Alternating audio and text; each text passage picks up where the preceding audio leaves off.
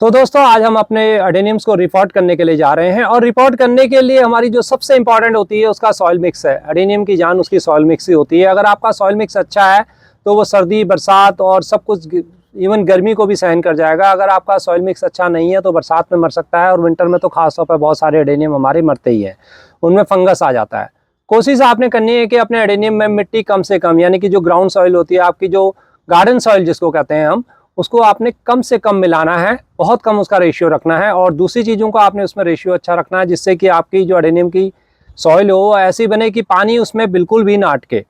आप देख रहे हैं हमारे कितने अच्छे एडेनियम्स के फूल खिलते हैं। ये सिर्फ इसीलिए हो पाता है क्योंकि हमारे एडेनियम्स की हम जो सॉइल बनाते हैं वो बहुत अच्छी बनाते हैं और साल में एक बार हमें इसको करनी होती है। तो आगे बढ़ने से पहले दोस्तों, अगर आप हमारे चैनल में नए हैं, हमारे चैनल को सब्सक्राइब करें और वीडियो को जरूर लाइक करा करें। तो आइए दोस्तों हम सॉइल में की बात करते हैं। तो दोस्तों देखिए, मैं आपको इससे समझाऊंगा। आपको इसी प्रकार से मेजरमेंट लेते हुए जितना भी इसमें सॉइल मिक्स बनता है उसको आप यूज़ कर सकते हैं। लेकिन भाग से समझ में कई बार नहीं आता है, परसेंटेज से समझ में नहीं आता है। तो इस प्रकार से एक कंटेनर में लेते हुए मैं आपको समझाने की कोशिश कर रहा हूँ कि आपको कैसे कैसे जब इसको लगाना है। तो एक भाग हमने ले लिया है इसमें, ये हमारी ग्राउंड जो भी हमारी आपकी गार्डन सॉइल है वो ले ली है। मैं आपको ये दिखाना चाह रहा हूँ कि आप नए गार्डनर हैं और आपके पास अभी सॉइल नहीं है तो आप किस प्रकार से सॉइल को बनाएंगे। क्योंकि हम जब उस पहले वाली एडेनियम की सॉइल की बात करेंगे तो वो थोड़ा सा डिफरेंट हो जाएगा, उसके लिए हम बाद में आपको बताएंगे। अभी हम ये लेके चल रहे हैं कि आप बिल्कुल नए हैं तो आपने अपनी गार्डन की सॉइल ये इस प्रकार से ले ली है। तो एक भाग आपने ये लिया है। अब दोस्तों इस एक भाग के साथ आपको दो भाग लेने हैं बदरपुर, इस प्रकार की ये होती है, यही वाली लेनी है आपको, दूसरी बालू रेत नहीं लेनी है। इस चीज़ का आप ध्यान रखें। और इसको इस प्रकार से हम छन्नी लेते हुए छान लेंगे। इसको छानते हुए जो ऊपर वाला भाग हमारा रह जाता है इसको आपने लेना है। इसको लगभग हमें दो भाग लेना है, यानी कि आपने जितनी ग्राउंड सॉइल ली है उससे आपका दो भाग होना चाहिए। और अब दोस्तों इसमें हमने मिलाएंगे, एक भाग आपको मिलाना है पूरा वर्मी कंपोस्ट या किसी भी प्रकार की जो भी आपके पास खाद है। लेकिन आप उसके बदले आप किचन कंपोस्ट भी ले सकते हैं। लेकिन ध्यान रखना है आपको, अगर आप किचन कंपोस्ट ले रहे हैं या आप काउ डंग ले रहे हैं तो वो इस प्रकार से पूरी अच्छी तरह से ब्लैक होनी चाहिए, इस चीज़ का ध्यान रखें। तो ये एक भाग लेना है आपने। एक भाग के करीब ही अगर आपके पास है तो आप कोकोपीट अगर नहीं है या दूसरी चीज़ आपके पास अवेलेबल है तो इस प्रकार से राइस हस्क जो मिलाते हैं आप, ये बहुत अच्छा होता है अगर आपको अवेलेबल हो जाता है। तो आई नो दोस्तों, मेरे को मालूम है कि आप में से बहुत सारे लोगों को राइस हस्क ईजिली नहीं मिल पाता है, इसलिए मैंने कोकोपीट बोला है। तो कोकोपीट को मिलाने से ये हो जाता है कि इसके अंदर थोड़ा सा मॉइस्चर होल्डिंग की कैपेसिटी इसकी बढ़ जाती है। तो इसको सिर्फ एक भाग रखना है आपने। अब दोस्तों इसमें एक ऑप्शन और है, अगर आपके एरिया में सिंडर्स अवेलेबल है, सिंडर्स दोस्तों इस समय मेरे पास सिंडर लगभग खत्म हो चुका है। अब सिंडर मेरे को यहाँ इजीली अवेलेबल नहीं हो पा रहा है तो मैं अब सिंडर का ज़्यादा इस्तेमाल कर नहीं पा रहा हूँ।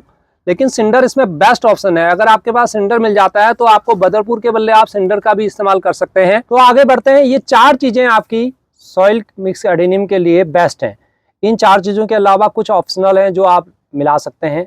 तो अगर आपके पास ना कोकोपीट है ना ही राइस हस्क है, एक ऑप्शन और है, ये थोड़ा सा महंगा मार्केट में आता है, इसको हम बोलते हैं परलाइट। देखिए इस प्रकार से, और ये थोड़ा सा बिल्कुल हल्का होता है तो इस प्रकार से इसको भी आप मिला सकते हैं। लेकिन इसको आपने एक नहीं मिलाना है, इसको लगभग आधे के करीब रखना है, इस चीज़ का ध्यान रखें। इसका काम क्या दोस्तों, इसमें कोई किसी प्रकार का कोई मिनरल नहीं है परलाइट में, सिर्फ ये करता है कि ये पानी को अपने अंदर ऑब्जर्व कर लेगा और जब जरूरत होगी तभी प्लांट को पानी देगा। तो ये पानी को ऑब्जर्व करने का जो काम होता है, जो ये भूसी करती है, वही काम ये परलाइट करता है।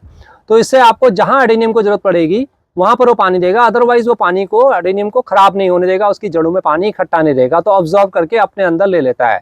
तो ये परलाइट के साथ इसी प्रकार से आता है वर्मिकुलाइट। अगर आप परलाइट मिला रहे हैं तो जितना आपने परलाइट मिलाया है, यानी कि इसका इस डब्बे का लगभग आधा परलाइट मिलाया है, तो आधा ही आप इस वर्मिकुलाइट को भी मिला दें। ये भी ऑप्शनल है, ऐसा नहीं है कि परलाइट के साथ ये जरूरी है। अगर आप मिला देते हैं तो ये दोनों का काम एक ही है। इसमें थोड़ा सा आपको कुछ और भी चीज़ें इसमें ऐड हो जाती हैं जो आपके एडेनियम के लिए अच्छी होती हैं। दोस्तों ये सब चीज़ें आपकी ऑप्शनल है। तो बेसिक आप जो जाइए वो इस प्रकार से, या ये हो या खंगर हो या मिट्टी हो और ये वर्मी कंपोज या कंपोज किसी भी प्रकार की, ये सब चीज़ें हमारी हो गई। अब इसके अंदर हमें क्या क्या मिलाना है जिससे कि हमारा एडेनियम बहुत अच्छा हेल्दी रहे और हमें अच्छा साल भर फूल देता रहे। तो अगर आप क्योंकि हम सब जानते हैं कि एडेनियम फास्फोरस को लाइक करता है, तो मैंने आपके साथ पहले भी वीडियो शेयर की है, ये है हमारा प्रोम। तो आप थोड़ा सा क्वांटिटी, थोड़ा सा 3-4 मुट्ठी इस प्रकार से इसमें प्रोम भी डाल सकते हैं अपनी खाद के अंदर। तो ये फास्फोरस के लिए इस प्रकार से मैं इसमें 3 मुट्ठी ये डाल दूंगा, और इसमें थोड़ा सा अगर आप चाहें तो और मिला सकते हैं। दोस्तों अगर आपके पास अवेलेबल है और अगर आपको इससे परहेज नहीं है तो ये है हमारा बोन मिल है, तो इसको भी आपने ज़्यादा नहीं मिलाना है, बस 1 मुट्ठी इस प्रकार से लेते हुए इस प्रकार से बोन मिल को भी ऐड कर सकते हैं।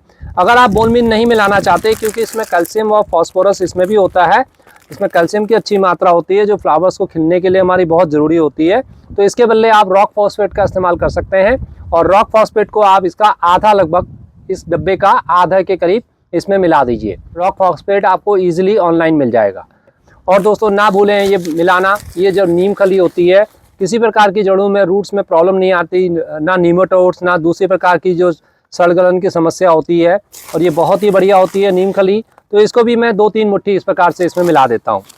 और दोस्तों साथ में अब इसमें थोड़ा सा, अगर आपके पास अवेलेबल है इस प्रकार से राख, जो पोटासियम से भरपूर है और पौधे की ग्रोथ के लिए बहुत ज़रूरी होती है, तो ज़्यादा नहीं मिलाना है इसको, ये ध्यान रखिए। ये भी सिर्फ 1 मुट्ठी इस प्रकार से मिला दें, इसको बिल्कुल ज़्यादा करने की आवश्यकता नहीं है। और दोस्तों इन सब चीज़ों के साथ ये सब चीज़ें ऑप्शनल है। राख ऑप्शनल है आपकी, जो मैंने बताया, आपका प्रोम ऑप्शनल है। अगर आपके पास नहीं है तो आप दूसरा किसी प्रकार से खाद डाल सकते हैं, अदरवाइज आपका इसमें वर्मी कंपोस्ट में भी ये काम करेगा। और ये मैं मिला रहा हूँ इसमें, ये देखिए 1 चम्मच मिला रहा हूँ मैं।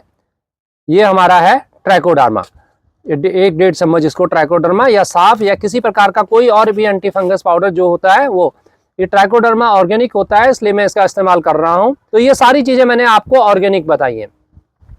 अब दोस्तों आप केमिकल की तरफ जाना चाहते हैं तो आप अपनी मिट्टी और ये दोनों चीजें मिलाइए, और उसमें थोड़ा सा वर्मी कंपोस्ट जरूर मिलाइए। ऐसा ना हो कि बिल्कुल ही आप केमिकल को कर रहे हो। इन तीनों चीजों का मिश्रण करते हुए उसमें फास्फोरस के लिए आप 05234 05234 इस प्रकार का आपको एनपीके मिलेगा। आप 1261 भी ले सकते हैं, उसको स्टार्टिंग में मिला सकते हैं, लेकिन 1261 05234 0050 ये 3 चीजें आप अपने रेगुलरली अपने एडेनियम में यूज कर सकते हैं। इसके अलावा एनपीके 19-19-19 जो आता है या 20-20-20 आता है, उसका भी आप इस्तेमाल कर सकते हैं, उसका रेगुलर स्प्रे आप कर सकते हैं। अगर ये आप 3-4 चीजें इस प्रकार से मिला रहे हैं तो उनका रेगुलर मंथली स्प्रे आप करेंगे तो आपको बहुत अच्छे रिजल्ट मिलेंगे।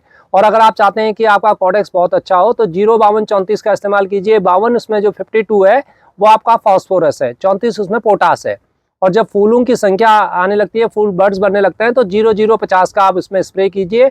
और ये हर स्प्रे आप लगभग हर वीक में 1 बार या 10 दिन में 1 बार किसी भी चीज का स्प्रे कर लीजिए। एनपीके का कर लीजिए, 05234 कर लीजिए। इसमें फॉस्फेट आता है तो वो मिला लीजिए, वो भी केमिकल है। तो इन सब चीज़ों को मिट्टी में आप मिलाएंगे तो आपकी मिट्टी काफ़ी रिच बनेगी और बहुत अच्छी मिट्टी बनती है। तो वापस आते हैं हम अपनी ऑर्गेनिक पर। अब इसको हम दोस्तों सब मिला लेंगे इस प्रकार से। अब आप इसको, आपकी ये रिपोर्टिंग के लिए बिल्कुल तैयार है। अब हमें इसको किस प्रकार से एक पॉट में लगाना है, मैंने इसमें तैयार कर ली है अपने एडेनियम के लिए। और दोस्तों ये मेरा जो एडेनियम है, देखिए मैंने इसके लिए जो एक गमला चूज किया है, इसको इस प्रकार से आपने चूज करना है कि इसकी जो साइड्स में है एक रिम थोड़ा 1 सेंटीमीटर थोड़ा सा स्पेस बचा रहे। तो दोस्तों इसके लिए ऑलरेडी हम एक वीडियो आपके लिए लेके आने वाले हैं जल्दी ही। अभी तक आपने हमारे चैनल को सब्सक्राइब नहीं किया तो सब्सक्राइब कर लें, जिससे कि आपको सारी इन्फॉर्मेशन इस प्रकार से मिलते रहे कि किस प्रकार से कौन सा गमला हमने लेना है, बड़े एडेनियम के लिए, छोटे एडेनियम के लिए, बेबी एडेनियम के लिए किस प्रकार से लगाएं, ये बहुत मैटर करता है।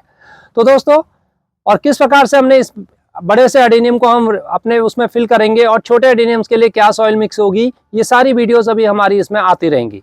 आज हम सिर्फ आपके लिए सॉइल मिक्स की बात कर रहे हैं, इसलिए मैं ज़्यादा इसमें डिटेल में नहीं जा रहा हूँ क्योंकि वीडियो बहुत लेंथी हो जाती है फिर। तो मैंने इसको इस प्रकार से ले लिया। अब इसको हम थोड़ा सा उठा के इस प्रकार से रखेंगे बिल्कुल सेंटर में और अपने इस सॉइल मिक्स को इसमें भर लेंगे। इसके साइड से आपने ये ध्यान रखिए, इसमें कई बार गैप आता है। इस प्रकार से अंगुली डालकर या किसी भी चीज़ से, किसी भी सपोर्ट से आपको इसको नुकसान नहीं पहुँचाना एडेनियम को, लेकिन इस प्रकार से इसको पुश करते हुए अच्छी तरह से डाल दें और इसको पूरा ऊपर तक भर लीजिए। दूसरे गमलों में जैसे हम कहते हैं कि थोड़ा स्पेस छोड़ना है, आपको यहाँ ज़्यादा स्पेस नहीं छोड़ना है क्योंकि अभी ये बैठेगा। तो ये देखिए दोस्तों, हमारा ये परफेक्ट अब है। अब इसकी हम प्रूनिंग हम बाद में करेंगे, उसकी वीडियो भी हम आपके साथ शेयर करेंगे। अगर आपके वहाँ का अगर टेम्परेचर अभी थोड़ा अच्छा हो गया तो अभी आप कर सकते हैं। मैं वेट कर रहा हूँ कि हमारे यहाँ का टेम्परेचर थोड़ा सा 30 के आसपास हो जाए, 28-30। अभी 26-27 पे चल रहा है। जैसे इसमें 28-30 टेम्परेचर होगा, 2-3 दिन के बाद गर्मी बढ़ जाएगी। इसकी मैं हल्की हल्की प्रूनिंग कर लूँगा और किस प्रकार से प्रूनिंग करनी है इसकी डिटेल वीडियो फिर मैं आपके साथ दोस्तों शेयर करूँगा। आप हमारे साथ बने रहिए। तो दोस्तों फिर मिलते हैं किसी और वीडियो में, तब तक के लिए नमस्कार। आई होप कि आपको वीडियो पसंद आई होगी। नहीं पसंद आई है तो आप डिसलाइक भी कर सकते हैं, लेकिन लाइक या डिसलाइक जरूर करिए और कमेंट दीजिए दोस्तों, आप अपने एडेनियम को किस प्रकार से लगाते हैं। तो एंजॉय कीजिए ना, क्योंकि अप्रैल आने वाला है दोस्तों, और अप्रैल में हमारा एडेनियम ये फ्लावर से पूरा भर जाएगा। तो फिर मिलते हैं किसी अगले वीडियो में, तब तक के लिए नमस्कार।